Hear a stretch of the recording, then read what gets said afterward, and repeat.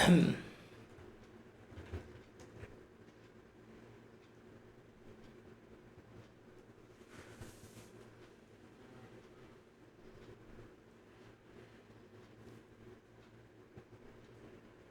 in progress.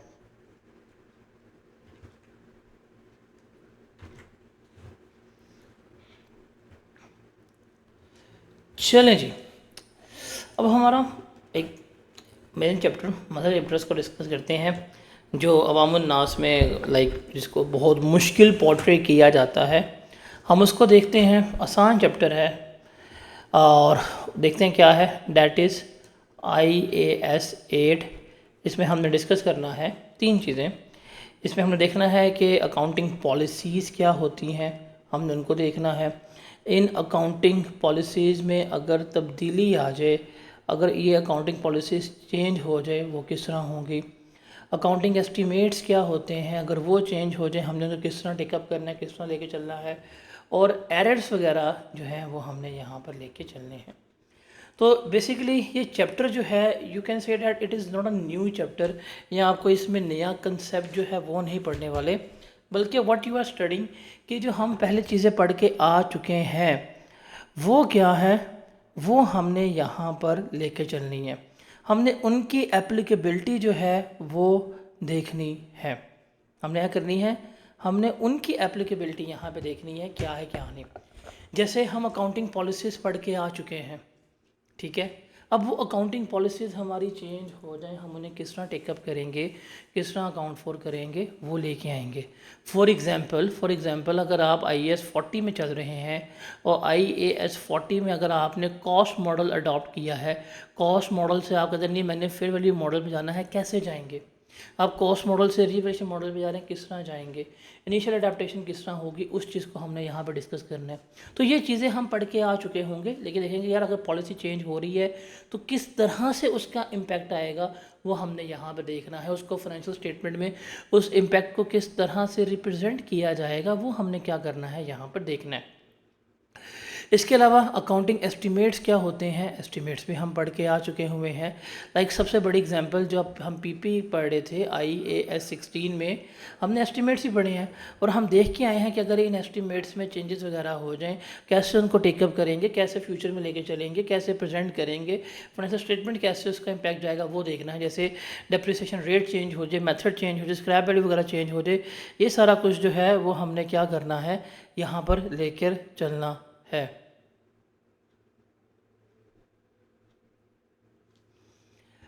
उसके अलावा फिर हम देखेंगे अगर एरर्स हो जाएं। अब एरर्स किसी भी तरह के हो जाते हैं। अब एरर्स हमारे पास पूरे सिलेबस में 2 तरह के हैं। एक है एरर्स जो करंट पीरियड एरर है, वो तो हमने जाके जो हमारा चैप्टर था करेक्शन ऑफ एरर्स, हमने वहाँ पे पढ़ लिया था कि जो फॉर द पीरियड एरर्स होंगे जो इस साल में होंगे, अगर हम साल के एंड पे इनको ठीक कर रहे हैं, रेक्टिफाई कर रहे हैं, कैसे होंगे वो हमने यहाँ पे देख लिया। हम यहाँ पे देखेंगे कि प्रायर पीरियड एरर्स जो हैं वो क्या हैं, उन्हें हमने किस तरह से लेके चलना है, उनको हमने किस तरह से अकाउंट फॉर करना है, वो हम यहाँ पे देख रहे होंगे। मतलब आप 2024 में खड़े हुए हैं और 2024 में याद आया यार 2022 में मैंने ये गलती कर दी थी, उसको 2024 में कैसे ठीक करना है, तो ये चीज़ें हमने यहाँ पे सीखनी है। तो बेसिकली हम एक नया टॉपिक नहीं पढ़ रहे, हम कोई नया टॉपिक, कोई नया चैप्टर जो है वो स्टार्ट नहीं कर रहे। हम क्या कर रहे हैं, हम एक एग्जिस्टिंग सारे टॉपिक्स, एग्जिस्टिंग सारे कंसेप्ट्स को अब यहाँ पे क्या करेंगे, इकट्ठा करेंगे और उनको लेके चलेंगे कि यार अगर इनमें ये तब्दीली आ जाए तो होगा, अगर डेप्रिसिएशन रेट चेंज हो जाए तो इसको इस तरह अकाउंट फॉर करना है। जैसे आपको अगर पता हो, जब हम गवर्नमेंट ग्रांट्स पढ़ रहे थे, गवर्नमेंट ग्रांट्स पढ़ते हुए रिपेमेंट्स वगैरह हो जाए, उन रिपेमेंट्स को इस तरह डील करना है, तो ये सारा कुछ जो है वो हमने यहाँ पढ़ना है। तो बेसिकली पॉलिसीज़, एस्टिमेट्स और प्रायर पीरियड एरर्स ये हमने देखना है, इनको अकाउंट फॉर करना कैसे करना है, इनका वो कैसे बनेगा, इम्पैक्ट कैसे आएगा, डिस्क्लोज कैसे करना है, ये चीज़ें हैं।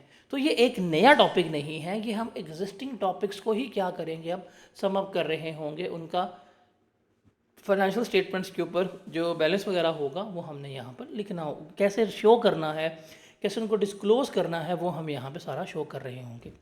अब इसमें से कुछ थ्योरेटिकल एरिया भी है और कुछ आपके लिए most of the numerical area ही है।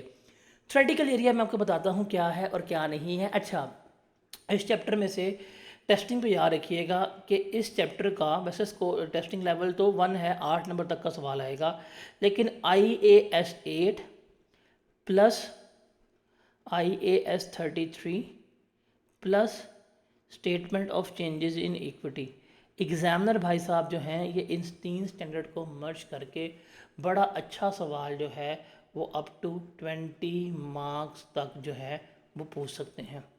बड़ा अच्छा सवाल जो है वो क्या कर सकते हैं, वो इन 20 नंबर तक का पूछ सकता है और आया हुआ है।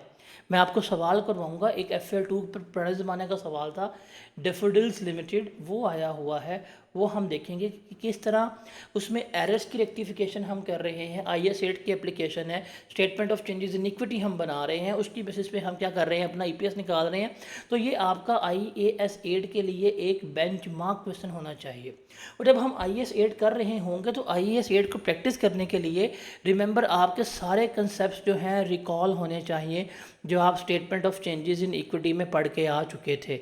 यहाँ पे सारा आप इसको रिकॉल करना है, बिकॉज इसकी सारा प्रैक्टिस जो है, प्रैक्टिस क्वेश्चन हमारे statement of changes in equity हैं जिसमें हम सारी रीस्टेटमेंट वगैरह कर रहे होंगे। उसके अलावा जो स्प्रिंग 24 का क्वेश्चन आया है वो भी बड़ा अच्छा सवाल है इसके ऊपर। तो ये 2 बेंचमार्क क्वेश्चन है, अगर 2 बेंचमार्क क्वेश्चन आपको समझ आ जाते हैं, आपका ये जो है IAS 8 बड़ा इजीली आप क्या कर लेंगे, वेल मैनेज करके इसको लेके चले जाएंगे। अब इसका स्कोप इंपॉर्टेंट है, इसमें कुछ थ्योरेटिकल चीज़ें हैं वो मैं हाईलाइट करता हूँ। आपने बुक पे क्या करनी है, हाईलाइट करनी है, और आपने उनको क्या करना है, थ्योरेटिकली लेके चलना है, उनको थ्योरेटिकली डिस्कस आउट करना है। ठीक है।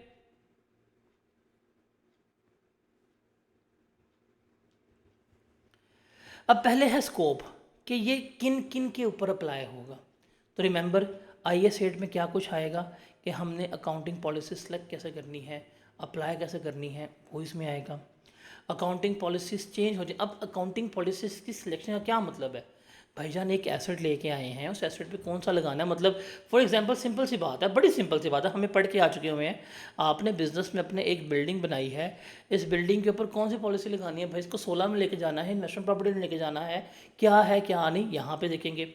अकाउंटिंग पॉलिसीज़ में अगर तब्दीली हो जाए, एक तब्दीली है जो स्टैंडर्ड्स में होती है, एक तब्दीली है जो वॉलंटरी होती है, कैसे करनी है, कॉस्ट मॉडल से वेरिएबल मॉडल पर कैसे हमने मूव करना है वो देख रहे होंगे।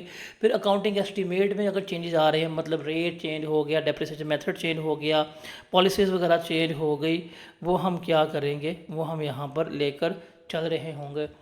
तो उसके अलावा जो प्रायर पीरियड एरर होंगे, पिछले सालों के एरर्स, उनको हमने ठीक करना है। तो ये 4 बातें जो हैं वो हम किस में डिस्कस कर रहे होंगे, IAS 8 में डिस्कस आउट कर रहे होंगे। ये इसका स्कोप है। अच्छा जी, उसके बाद है कुछ डेफिनेशंस को देखते हैं, जहाँ पे अभी हम इसके थोड़ा थ्योरेटिकल डिस्कशन करेंगे, बाद में हम जाएंगे कि हम इसको न्यूमेरिकली कैसे लेके चलते हैं। अब डेफिनेशंस, अब इस चैप्टर में हम देख रहे हैं कि हमने 3 चीज़ें पढ़नी है। इस चैप्टर में हम देख रहे हैं हमने क्या पढ़नी है, हमने 3 चीज़ें पढ़नी है। हमने पढ़नी है कि अकाउंटिंग पॉलिसीज़ क्या होंगी, हमने वो देखनी है। हमने देखने हैं अकाउंटिंग एस्टीमेट्स क्या होंगे, हमने उनको देखना है। और हमने देखना है कि हमारे प्रायर पीरियड एरर्स क्या होंगे, उनको हमने देखना है क्या है और क्या नहीं है। तो इनकी बेसिक्स डेफिनेशन समझते हैं कि भाई ये होती क्या चीज़ें हैं, इनमें क्या कुछ आता है, ज़रा उसको हम देखते हैं। और सबसे पहले हम बात करते हैं, अल्लाह भला करे आपका, अकाउंटिंग पॉलिसीज़ का क्या होती हैं। देखें, अकाउंटिंग पॉलिसीज़ का मतलब क्या है, ये रूल्स हैं, ये प्रिंसिपल्स हैं जो एंटिटी अडॉप्ट कर रही है अपनी डे टू डे ट्रांजैक्शन के लिए। अब फॉर एग्जांपल आपके पास एक कारोबार है, आपके पास एक बिज़नेस है और आप वो बिज़नेस अपना रन कर रहे हैं। आप उस बिज़नेस को किसी असूलों के तहत क्या करेंगे, लेके आएंगे, जो प्रिंसिपल्स होंगे उनके तहत क्या करेंगे, हम उसको चला रहे होंगे। ठीक है। फॉर एग्ज़ाम्पल आप अपना कारोबार कर रहे हैं, अब अपने कारोबार में एक फॉर एग्ज़ाम्पल AC लेके आते हैं, AC बाय करते हैं, बिज़नेस में लगाते हैं। अब उस AC की अकाउंटिंग क्या करनी है भाई, उसको एसेट रखना है, उसको एक्सपेंस रखना है, प्रिंसिपल्स होंगे। आप सोचेंगे यार ये कैसे लेके चलना है। आप फॉर एग्ज़ाम्पल आप रिपेयर्स करवाते हैं AC की, उसका क्या करना है, क्या उसको करना है, क्या उसको ऐसी कॉस्ट का पार्ट बनाना है, नहीं बनाना। तो ये एक स्पेसिफिक प्रिंसिपल्स हैं, रूल्स हैं जो हमें क्या करने होते हैं, अडॉप्ट करने होते हैं अपनी ट्रांजैक्शंस के लिए, अपनी फाइनेंशियल स्टेटमेंट्स को बनाने के लिए। इन्हें हम क्या कहते हैं, अकाउंटिंग पॉलिसीज़ कह रहे होते हैं। अब अकाउंटिंग पॉलिसीज़ मल्टीपल तरह के लिए हमें मिल सकती हैं। पॉलिसी हमें रिलेट कर सकती है रिकग्निशन क्राइटेरिया के लिए, जैसे for example borrowing cost capitalise कब करनी है, कब नहीं करनी, कौन सी प्रॉपर्टी इन्वेस्टमेंट प्रॉपर्टी का पार्ट बनेगी, कौन सी प्रॉपर्टी इन्वेस्टमेंट प्रॉपर्टी का पार्ट नहीं बनेगी, वो इसमें आ जाएगा। उसके अलावा अगर आप बात करें गवर्नमेंट ग्रांट को कब हमने रिकगनाइज़ करना है, कब नहीं करना, तो उसने हमें एक प्रॉपर प्रिंसिपल्स बताए हैं, असूल बताए हैं, हम उनके तहत क्या करते हैं, चीज़ों को लेके चल रहे होते हैं। मुझे पता लग गया है कि यार अगर क्वालिफाइंग एसेट होगा तो उसके लिए अगर मैंने कोई बोरिंग की है और उसके ऊपर अगर बोरिंग हुई है तो वो कैपिटलाइज होगी। क्वालिफाइंग एसेट्स क्या है, सारा कुछ एक्सप्लेन किया। तो एक रिकग्निशन क्राइटेरिया हम पढ़ के आ चुके हुए हैं, कहाँ पे, पॉलिसीज़ के अंदर हम पढ़ के आ चुके हुए हैं। फिर मेजरमेंट बेसिस की अगर हमने किसी एसेट वगैरह को लेके आए हैं तो हमारी मेजरमेंट बेसिस क्या होनी चाहिए, किस तरह मेजर करना है। फॉर एग्जांपल इन्वेंट्री कैसे लेके चलनी है, हमें पता है कि हमें IAS 2 कहता है inventory must be recorded to NRV और लोअर ऑफ कॉस्ट, इसके ऊपर हम क्या करते हैं, रिकॉर्ड करते हैं। इन्वेस्टमेंट प्रॉपर्टीज़ की बात करें कैसे रिकॉर्ड करनी है, हम पढ़ के आ चुके हुए हैं यार। यहाँ तो वो जाएंगे कॉस्ट मॉडल के ऊपर, यहाँ जाएंगे फेयर वैल्यू मॉडल के ऊपर। तो मेजरमेंट के रिलेटेड हमारे पास पॉलिसीज़ हैं। फिर प्रेजेंटेशन हमें यहाँ पे बताता है कि यार अगर आप अपने प्रेजेंट कर रहे हैं, किस तरह प्रेजेंट करने हैं, EPS को आपने किस तरह प्रेजेंट करना है, डाइल्यूटेड EPS आपने कहाँ शो करनी है, सारा पढ़ के आ चुके हैं हम ये पढ़ के आ चुके हुए हैं कि यार जो आपकी कंटिन्यूइंग ऑपरेशंस होंगे उनको कहाँ पे लिखना है, डिसकंटिन्यूड ऑपरेशंस EPS में आपने कहाँ लिखने हैं, ये हमने पढ़ा हुआ है। फिर हम ग्रांट से पढ़ के आए हैं कि ग्रांट्स को प्रेजेंट करने का मेथड क्या होता है। आप डिफर्ड ग्रांट अगर उसको रिकॉर्ड करते हैं कैसे प्रेजेंट करेंगे, आप उसको एसेट से अगर लेस करवाते हैं कैसे शो करेंगे। ये सारा कुछ जो है वो हमने क्या किया हुआ है, पढ़ा हुआ है।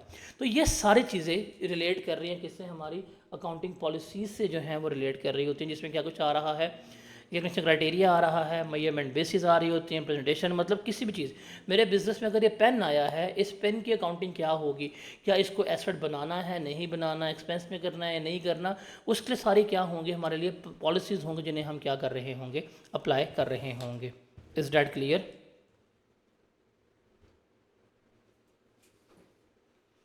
वीडियो हाल तक नहीं आई। दोबारा उसने किया रिकॉर्ड आके, वो वीडियो करप्ट हो गई थी, दोबारा रिकॉर्ड किया, फिर दोबारा अभी रिकॉर्ड करके गया। मैंने उसकी मार्केटिंग कब करनी है? मैं तो कह रहा हूँ करो, मैं तो खुद वेट कर रहा हूँ। वो वीडियो को ऐड करनी है, वीडियो के अब साथ। वो जब शेयर कह रहा है मुझे 5-10 मिनट देते, वीडियो एडिट हो गई है, उससे पूछे। अभी आया आधा घंटा पहले वीडियो का ले गया मेरे से, मतलब 5 मिनट भाई देते। नीचे एक दफ़ा उसे प्लीज़ मैसेज कर ले, और अगर आ गया तो मेरे साथ, मेरे डिस्क्रिप्शन के साथ मैंने ऐसे ही शेयर करनी है, लेकिन डिस्क्रिप्शन वही जो कल मैंने चेंजेस किए हैं उसके मुताबिक प्लीज़। यार वीडियो कब तक आ जाएगी, रेहान साहब पूछ रहे हैं, ज़रा मुझे बताओ। ठीक है, भेज देना, मैं तो अच्छे साथ असिस्टेंट को कहूँगा वो भेज देगा। वो एक काम करे ना असिस्टेंट के, क्योंकि वो मुझे ही करना पड़ेगा, क्योंकि तो गलती ना सारे दिन में आगे टैक्स से स्मार्ट कोड से ना भेज दे। वैसे कल मैंने वो किया है, FR1 हर जगह पे भेजा है। R1 को दोबारा भेजेंगे वीडियो के साथ। वीडियो तो नहीं है आज। R1 की भी मैंने वीडियो रिकॉर्ड कराई है, टेक्स्ट की भी कराई है। हम अब फ्री चीज़ है, बेचेंगे इसको। अभी आज टैक्स की करने देना, आर टैक्स करेंगे, फिर 2-3 दिन ना शेयर पे शेयर होगा ये। मैंने जनाब सब ग्रुप्स में भेजी, आपने देखा होगा जो क्रैश मेला में, उसमें भी हर जगह पे अच्छी बात है, सर इमरान का कोर्स है। अच्छी बात है।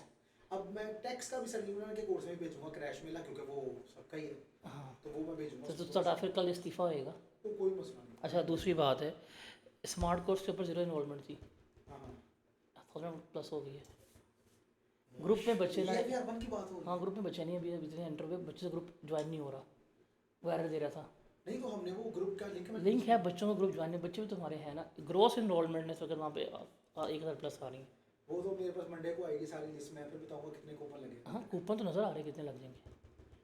हाँ, अच्छा यहाँ पे नजर आ रहे हैं नहीं कूपन तो चल देंगे पता कितने लग रहे हैं, कितने लग रहे हैं, वो तो चल देंगे पता। एनरोलमेंट इसका मतलब है कूपन लगे हैं। वो ग्रॉस एनरोलमेंट मतलब जिस बंदे ने आगे एक्सेस किया ना कोर्स को, आता है ना ग्रॉस एनरोलमेंट वेबसाइट पे 1000+, मतलब 1000 यूजर्स ने आकर टक्कर मारी इस कोर्स के ऊपर का 24 घंटे में। इसको 5000 लेके जाना है मैंने।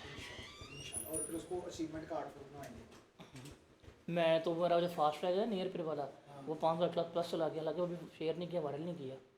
उसकी ग्रॉस एनरोलमेंट 5000 समझ चली गई है। टैक्स के हाँ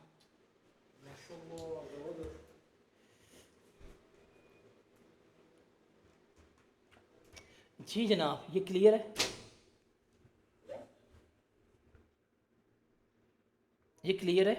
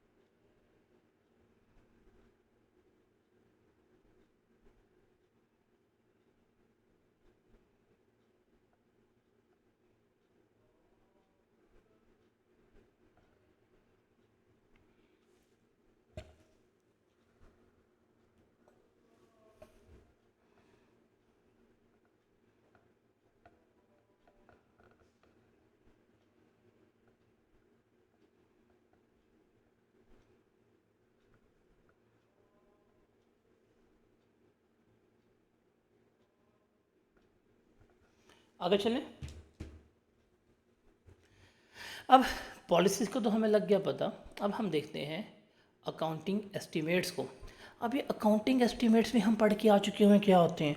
अकाउंटिंग एस्टीमेट्स बेसिकली क्या हैं, ये बेसिकली हमने अंदाज़े लगाए होते हैं कि यार फ्यूचर में हमें ये कुछ करना पड़ सकेगा। और ये क्या होती हैं बेसिकली, ये जो हमारी प्रोफेशनल जजमेंट्स होती हैं, हमने इन प्रोफेशनल जजमेंट्स के ऊपर बेस करके ये एस्टीमेट लगाए हैं। अब हम कौन कौन से एस्टीमेट पढ़ के आए हैं, जैसे अभी आपको याद होगा हमने डेप्रिसिएशन पढ़ी, फॉर्मूला क्या था, cost minus residual value divided by life. ये एक पूरा एस्टीमेट है। हम अंदाज़ा लगा रहे हैं कि यार ये एसेट 5 साल बाद इतने का बिक जाएगा, हम अंदाज़ा लगा रहे हैं ये एसेट 5 साल चल जाएगा, हम अंदाज़ा लगा रहे हैं कि इसको हमने इस मेथड से डेप्रिशिएट करना है, स्ट्रेट लाइन से, रिड्यूसिंग बैलेंस मेथड से। तो ये सारा एस्टीमेट्स हैं। ये एस्टीमेट सही भी हो सकते हैं, गलत भी हो सकते हैं। मैं एक मशीन लेके आता हूँ जापान से इंपोर्ट करता हूँ, कहता 10 साल चलेगी, वो चलती 5 साल है, एस्टीमेट है, गलत हो सकता है।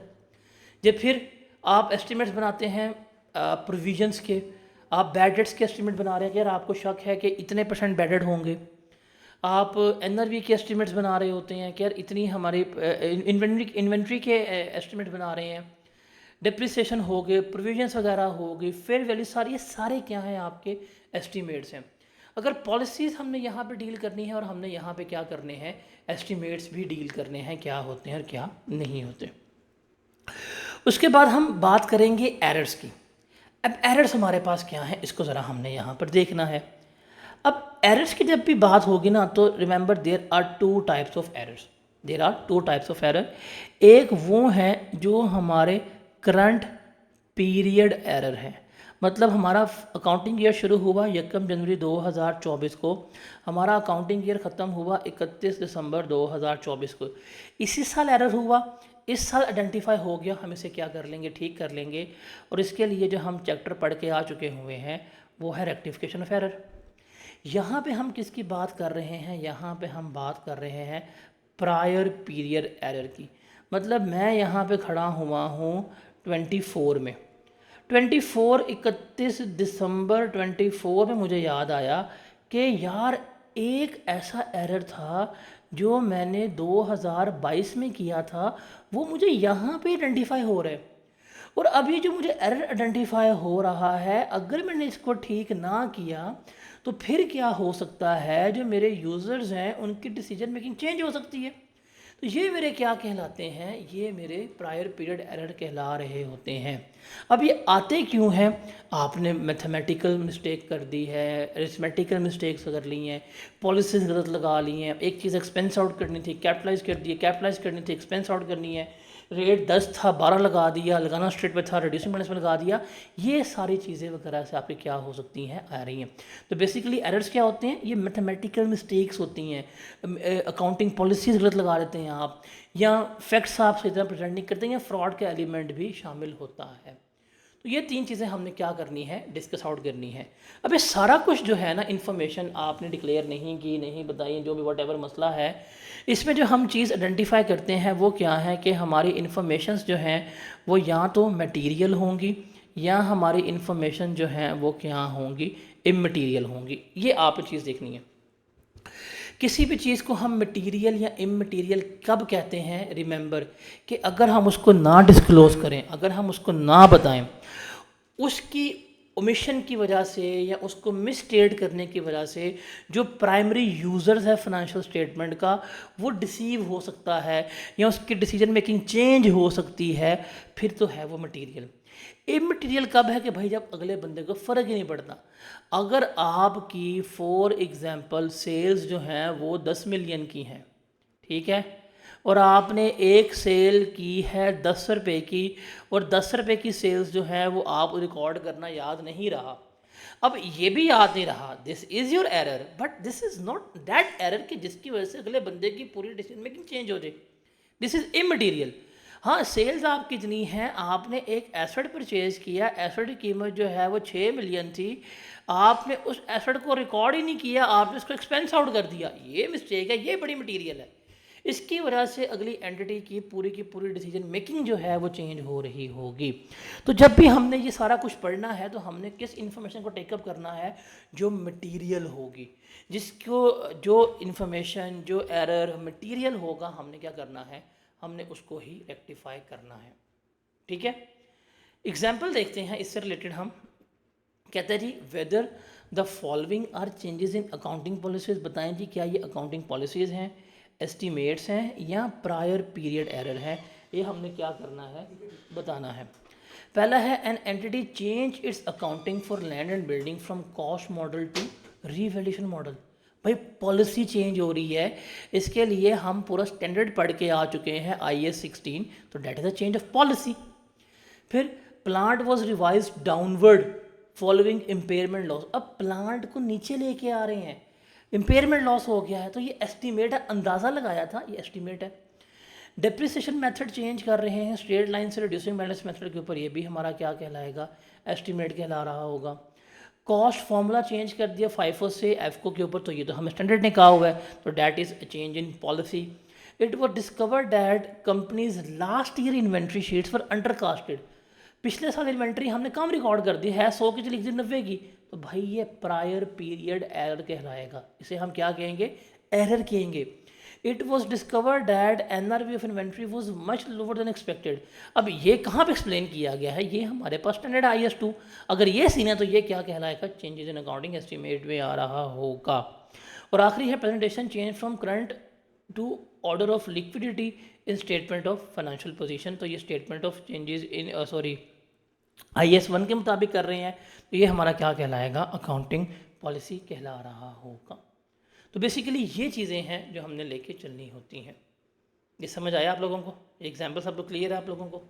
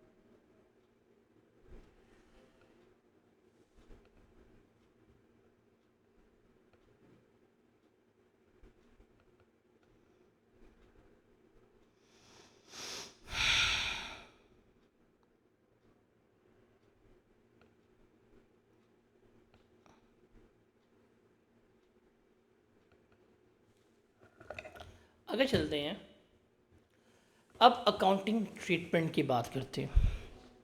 ठीक है, अकाउंटिंग ट्रीटमेंट में हमने दो चीज़ें देखनी हैं, बेसिकली तीन चीज़ें देखनी हैं। एक हमने देखना है रेट्रोस्पेक्टिव एप्लीकेशन, एक हमने देखनी है प्रोस्पेक्टिव एप्लीकेशन। ठीक है, अब इसको ज़रा हमने यहाँ पर समझना है क्या है और क्या नहीं है। देखें जी, रेट्रोस्पेक्टिव और प्रोस्पेक्टिव को हम समझते हैं इस डेट से। आज फॉर एग्जांपल हमारे पास डेट है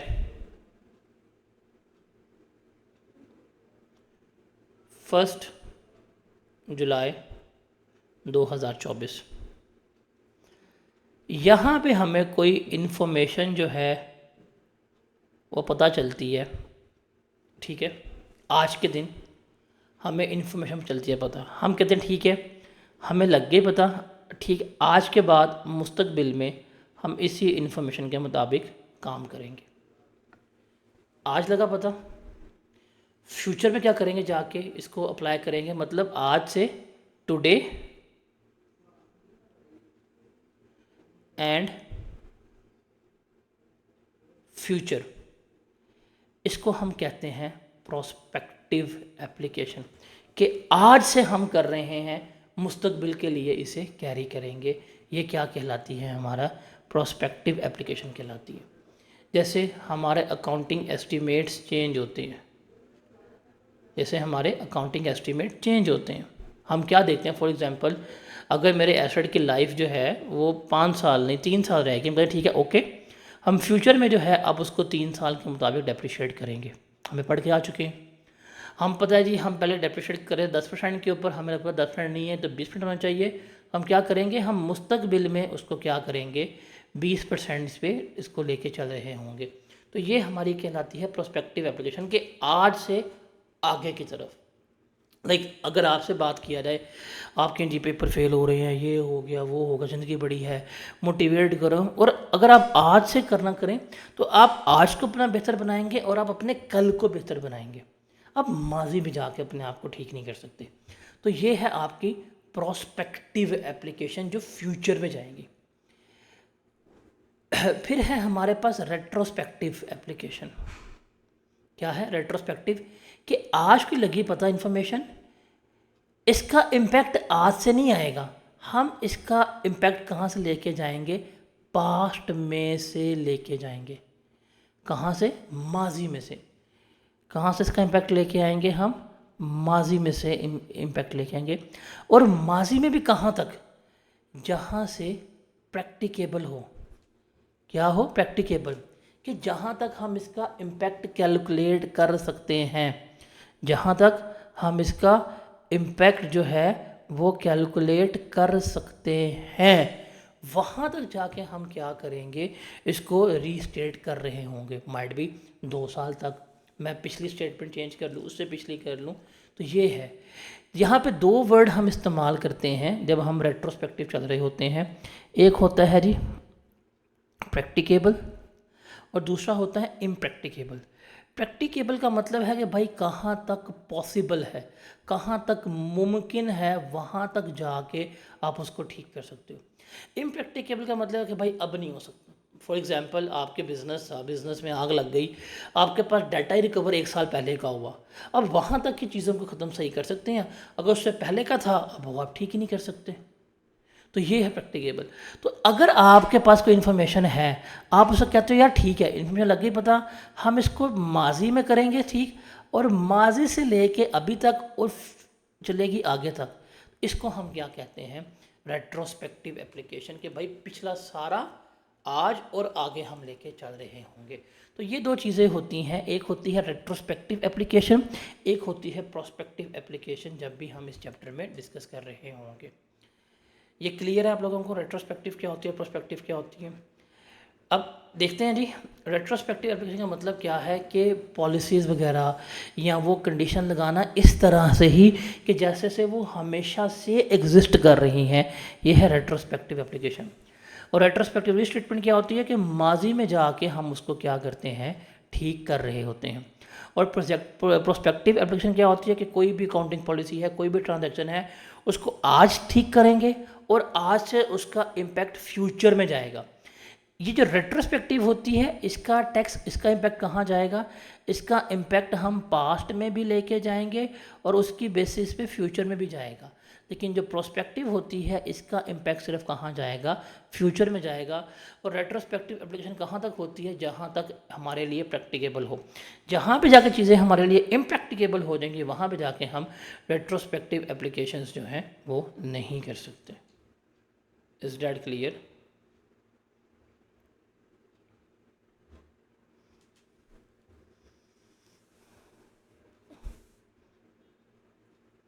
हम इसको यहाँ पे रखते हैं, फिर यहाँ से ऑनवर्ड जो है वो कंटिन्यू करेंगे इंशाल्लाह नेक्स्ट डे।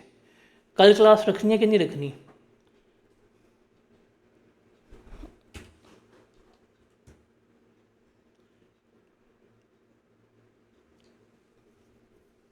कल क्लास रख लें? चलें जी ठीक है, कल हम क्लास करते हैं। कल फिर थोड़ी लंबी क्लास करके इसको कोशिश करके हम वाइंड अप ही करते हैं, ठीक है। टाइमिंग जो है क्लास की वो हम फिर ग्रुप में इन्फॉर्म कर दूंगा मैं आपको सुबह शाम तक।